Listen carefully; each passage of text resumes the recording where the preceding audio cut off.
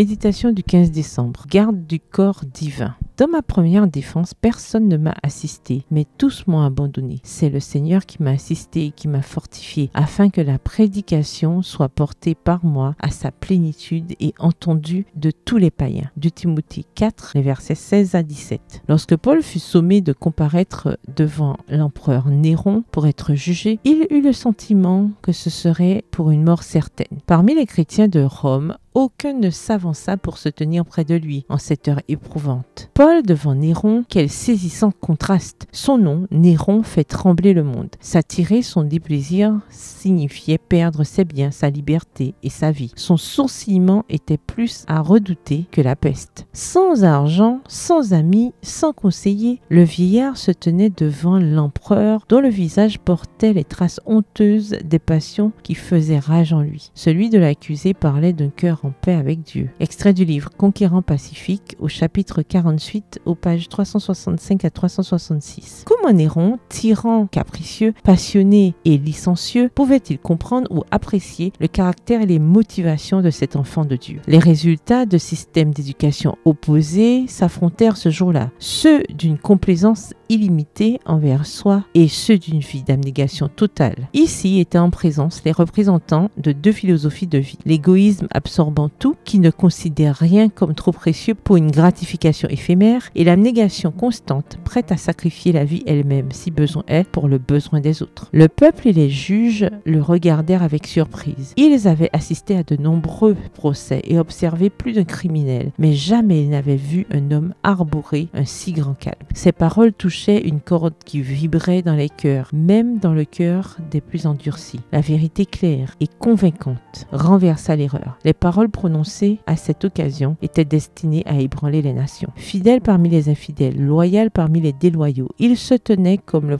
représentant de Dieu et sa voix semblait venir du ciel. Ses paroles retentissaient comme un cri de victoire au-dessus du rugissement de la bataille. Extrait tiré du magazine The Signs of the Times, daté du 5 décembre 1906. Et aussi dans le livre Sketches from the Life of Paul, aux pages 312 à 315. Bonne soirée, que l'Éternel vous bénisse.